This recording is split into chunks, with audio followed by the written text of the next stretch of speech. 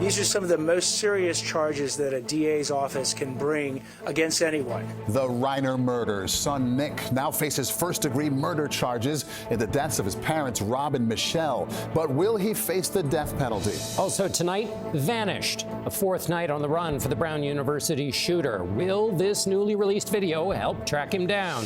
Chief of Staff Susie Wiles talks candidly and critically about the Attorney General, the Vice President, and the President himself, saying the non-drinker has the personality of an alcoholic. And 'tis the week before Christmas, and the Santa Claus girls are racing the clock. Who doesn't want to give a gift to a child? I mean, that tugs at your heart. From CBS News headquarters in New York, this is the CBS Evening News.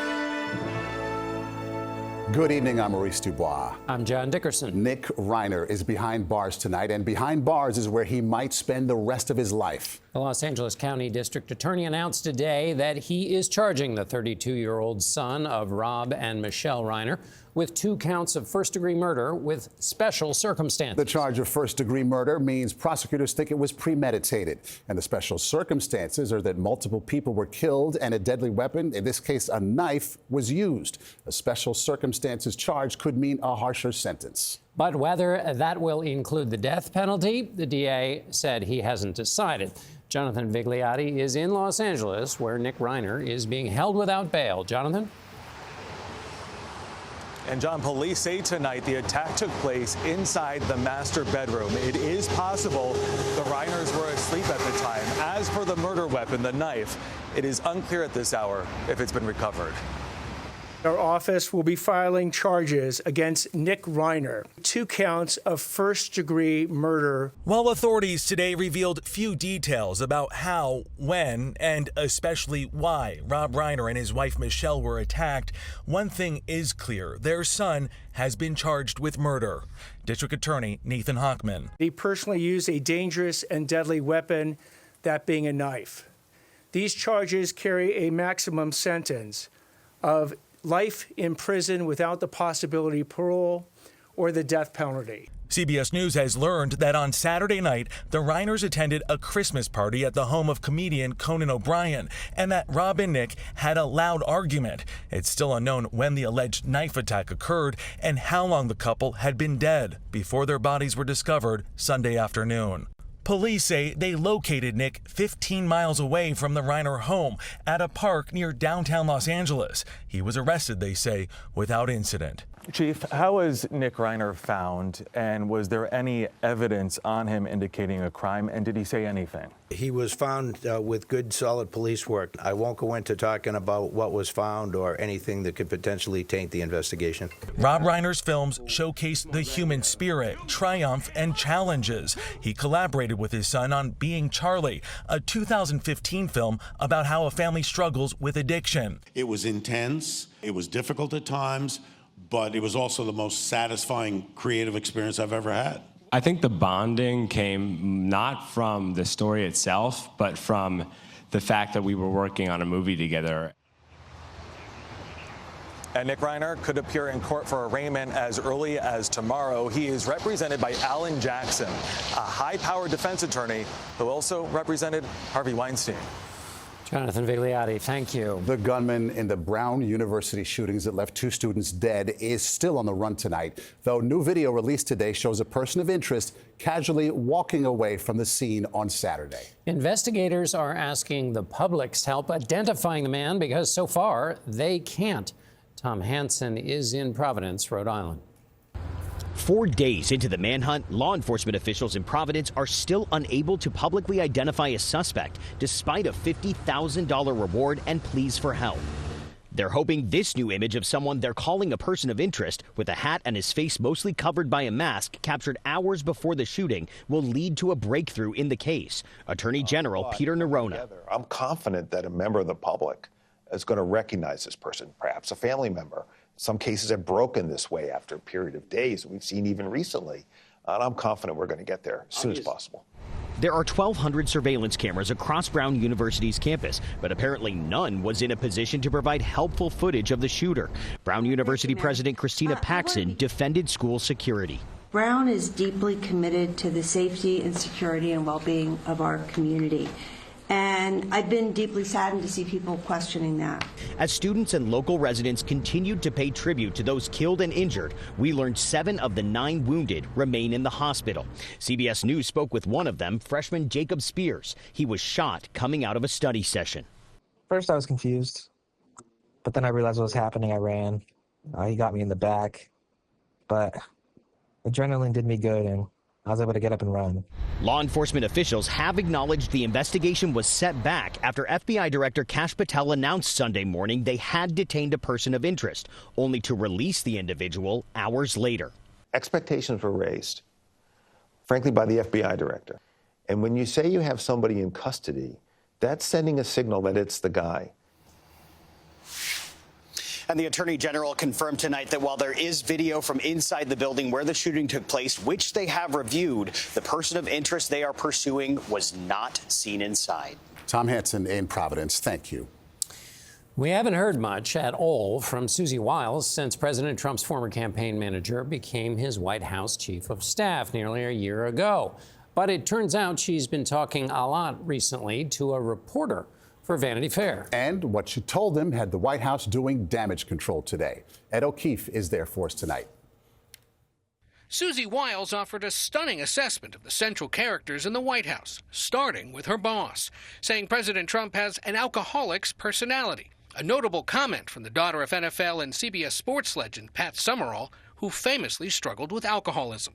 Wiles says Trump has a view that there's nothing he can't do. Nothing. Zero. Nothing. As for Vice President Vance, Wiles says he's been a conspiracy theorist for a decade. He made light of the comment today in Pennsylvania. Sometimes I am a conspiracy theorist, but I only believe in the conspiracy theories that are true. Wiles also had words for Elon Musk, who she called an avowed ketamine user. An odd duck. It's mostly just a lot of hard work. And she said she was initially aghast when Musk dismantled USAID as part of his cost-cutting DOGE program. No rational person could think the USAID process was a good one, she said. Nobody. I have nothing to do with Jeffrey Epstein. On the Jeffrey Epstein scandal that has dogged the White House, Wiles said the president wasn't telling the truth when he accused former President Bill Clinton of visiting the convicted sex offender's private island. There's no evidence, she said. The president was wrong about that. The White House today tried to discredit author Chris Whipple, who says he conducted 11 interviews with Wiles over the course of a year. This is, unfortunately, another example of disingenuous reporting, where you have a reporter who took the chief of staff's words wildly out of context, did not include the context those conversations were had within. Wiles also pointed to moments where she tried unsuccessfully to change the president's mind. She urged him not to pardon the most violent offenders during the January 6th insurrection, to hold off on imposing massive tariffs on U.S. allies this past spring, and to end his score settling against critics after 90 days in office. Wiles, who's popular across the administration and close with the president, called the article a, quote, disingenuously framed hit piece. And what does the president make of all this? Well, he told the New York Post this afternoon, quote, she's done a fantastic job. Guys? Ed O'Keefe, thank you. It is Wednesday now in Sydney, Australia, and the first funerals are being held for the 15 people killed in the mass shooting in Bondi Beach. They had been celebrating the first night of Hanukkah. The authorities are calling it terrorism. But this is a story of heroism as well. Anna Corin is in Sydney. Moments before the carnage began, a dashcam captured Bondi local Boris Gurman grabbing a weapon from one of the gunmen near their car. An Islamic State flag can be seen draped across the windscreen. A tussle follows before Gurman and his wife Sophia, who helped confront the attacker, are shot dead on the sidewalk. They were the first victims of the assault on the Jewish festival. Ordinary people showing extraordinary heroism, like bystander Ahmed Al-Ahmed, who also disarmed one of the terrorists and is now recovering in hospital after being shot twice. And Reuven Morrison, who bravely threw bricks at a gunman. He paid with his life.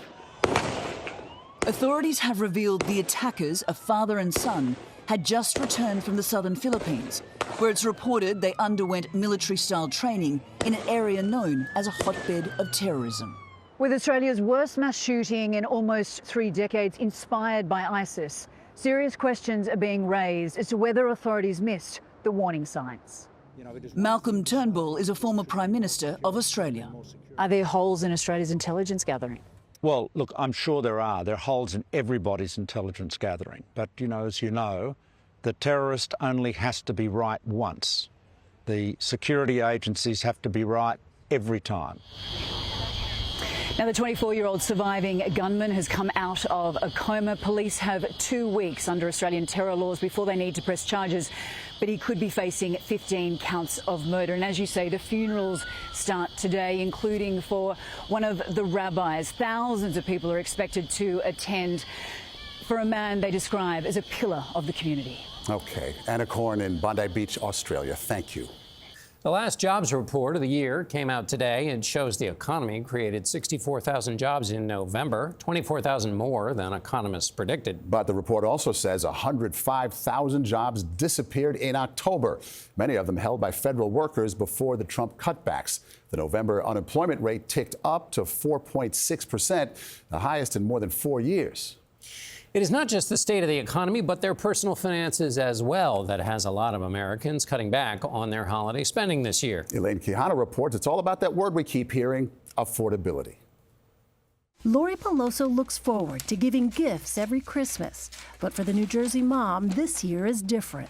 I recently did a spreadsheet on my expenditures and income, and I was like, wow, this really cost a lot of money this year. What did? Living. Just living, your basic living. Heat, electric, water, gas in the car insurance. It really, really adds up. So Peloso, who's 62, made a decision to spend time with friends and family, not money on gifts. It was amazing how receptive everybody was. Not one single person said, well, I'm going to still get you something.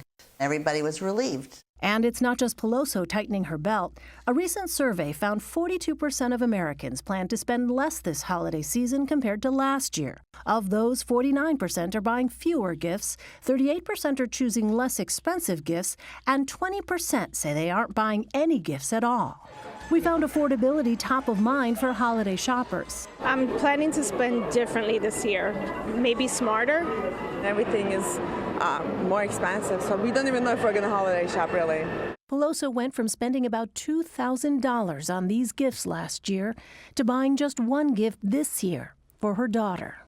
It's about my children. It's just a very special gift in memory of my son who we lost. And I want her to have something special because he's not with us. But he will be this Christmas. He'll be in her gift. Elaine Quijano, CBS News, West Milford, New Jersey. Still ahead on the CBS Evening News, the latest on the flooding in the Pacific Northwest. Also tonight, no margin for error with this poll.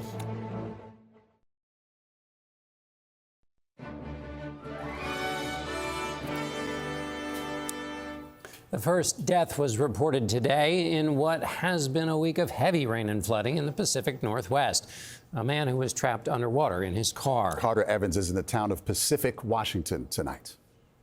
Well, good evening. Here's the problem behind me. This wall is actually a levee. And take a look over here. You can see members of the National Guard stacking up sandbags, reinforcing the levee because last night it breached. And that sent water rushing into nearby neighborhoods. You can see from drone video homes swamped underwater. Hundreds of residents were told to evacuate low-lying areas that were in danger of flash floods. Now, they told us police flew a helicopter overhead and got on the loudspeaker telling everyone to get to higher ground. This is the second breach in the past 24 hours following the Desimone levee breach near the city of Tukwila on Monday that washed out a portion of a road. Now, all this comes after record-breaking floods from a series of atmospheric rivers that dumped more than a foot of rain over the last week and killed at least one person. And I can tell you, people who live in this neighborhood are very concerned because just beyond all this flooding, there is a major dam. And if authorities are forced to let more water out, that could be a big problem down here. Carter Evans in Pacific, Washington. All right, Lonnie Quinn is tracking the wet weather, and he is here now with the forecast. Lonnie. All right, gentlemen, just so much rain, and there is more to come. The difference is this time, the atmospheric river comes with a lot of wind. I'm talking big wind out there, maybe some 100-mile-per-hour gusts. Let's go to the maps. I'll show you what's going on. Sure, the area could pick up another 2 to maybe even a half a foot of rain by Friday, but it's the mountain communities that pick up 10 to 15 inches of snow, and with winds that are blowing possibly up to 100 miles per hour, blizzard warnings go into effect as of 2 a.m. until noon tomorrow. So the big question becomes, when does it start to quiet down? Overall, it should be better by this weekend. We're not done with a raindrop by the weekend, but it's the lighter activity. The other big story that we're looking at, a relief from the cold. Take a look at Salt Lake City. Salt Lake City on Wednesday could hit a high temperature of 57 degrees, nearly 60 degrees for Salt Lake City, 20 degrees above average. Bismarck, which has gotten so used to temperatures being below zero, could hit 41 degrees tomorrow, 16 degrees above average. Here in New York City, we will get a sub-freezing temperature tomorrow morning, so it's another cold one for us. And of course, we're freezing out here right now. But by the time we get to, say, Thursday and Friday, just about 60 degrees here in the Big Apple as well. Gentlemen, it's all yours. Okay, Lonnie Quinn in Midtown Manhattan. Thank you. Coming up next, the wild ending to this car chase. And we'll tell you what happened to the driver.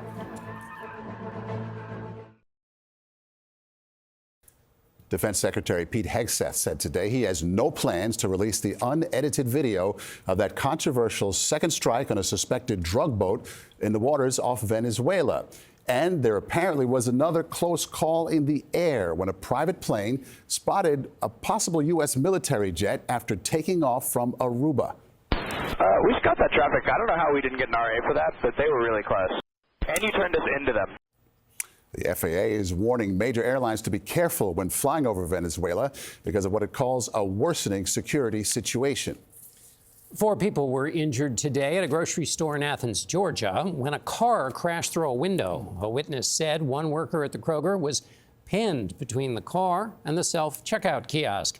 She said the driver had a medical emergency. The Powerball jackpot has surged to $1.25 billion. That's the 6th largest ever. No ticket matched all 6 numbers last night. The next drawing is tomorrow night. And a police chase through the streets of Miami early today ended with a bang.